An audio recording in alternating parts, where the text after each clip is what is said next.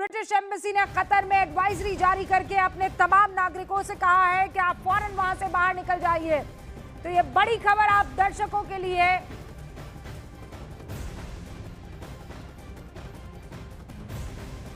Iran ने ballistic missiles 5 अलग अलग देशों पर अपनी दागी है।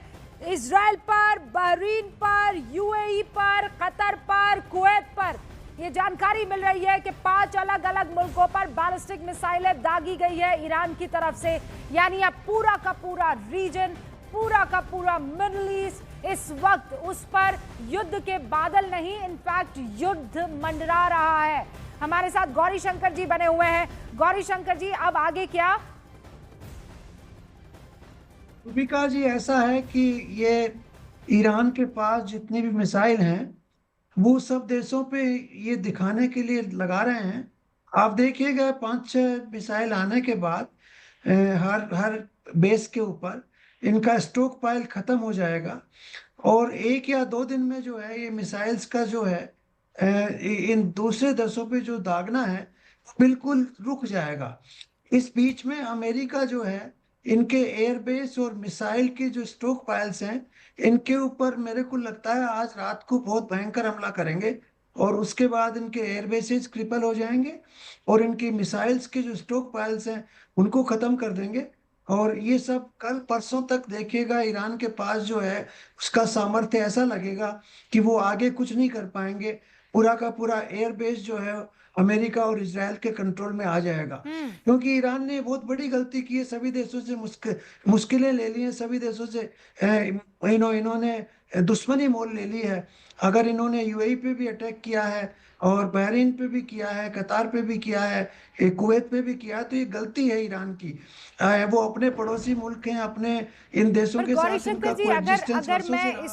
इसको इस लिहाज से देखूं कि युद्ध हो रहा है 2 मुल्कों के बीच में, अमेरिका ऑब्वियसली कतर के एयरबेस का इस्तेमाल कर सकता था, कुवैत के और यूएई के जितने भी मुल्क हैं उसका इस्तेमाल करके ईरान पर हमला कर सकता था।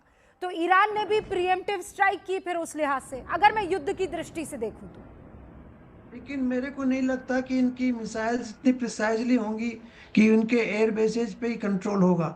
नहीं नहीं, ये जो मिसाइल्स दागी हैं, मैं आपको बाद में पता लगेगा एक दिन में, ये बिल्कुल टारगेट से कहीं और जाके लगेंगी। ये सिर्फ डराने के लिए मिसाइल्स हैं, पूरी दुनिया को ये बताने के लिए कि हमारे पास इतनी शक्ति है और हम अमेरिका को आड़े हाथों ले सकते हैं।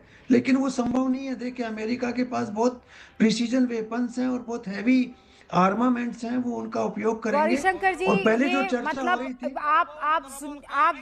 आप सुनिए, अनकंफर्म रिपोर्ट्स आ रही है सऊदी अरब और जॉर्डन में भी अटैक की। मतलब पहले ईरान के अलग अलग शहरों पर अटैक होता है और उसके बाद जब ईरान पलटवार करता है, देखिए ऊपर जो इलाके आपको दिखाई दे रहे हैं, ये जो नाम दिख रहे हैं, इस्फहान, कराज, करमनशाह, कोम, ये सब वो इलाके हैं जो ईरान के हैं। इजराइल ने अपनी मिसाइल्स यहां पर दागी और फिर उसके बाद ईरान ने पलटवार किया इजराइल पर, सीरिया पर, जॉर्डन पर, कतर पर, बहरीन पर। अभी हमारे साथ शैलेंद्र वांगू भी जुड़े हुए हैं। शैलेंद्र, क्या जानकारी इस वक्त आपके तमाम सूत्र आप तक पहुंचा रहे हैं, खासकर मिडिल ईस्ट के इन तमाम मुल्कों की तरफ से अब किस तरीके का एक्शन लिया जाएगा?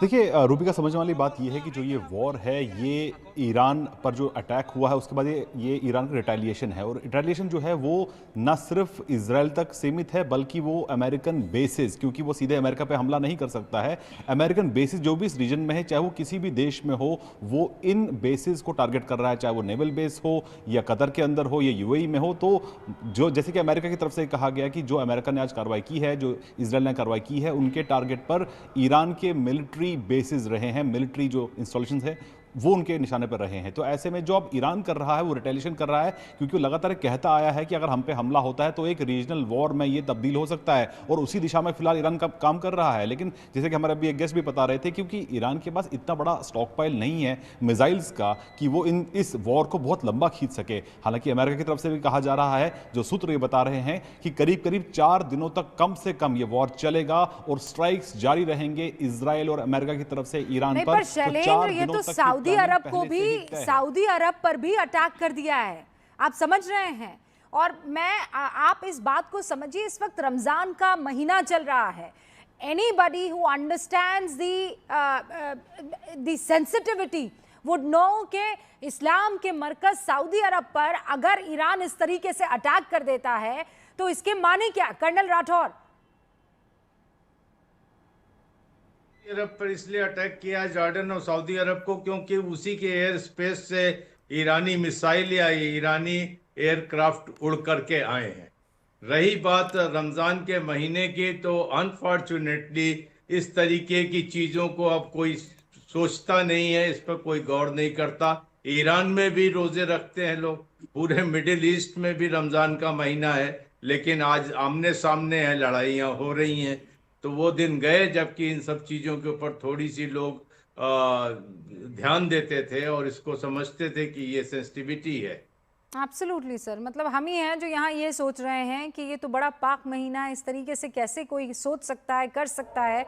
लेकिन when it comes to war, किसी ने नहीं सोचा, ना खामनेई ने सोचा, ना इजराइल के नेतन्याहू ने इस बात को सोचा।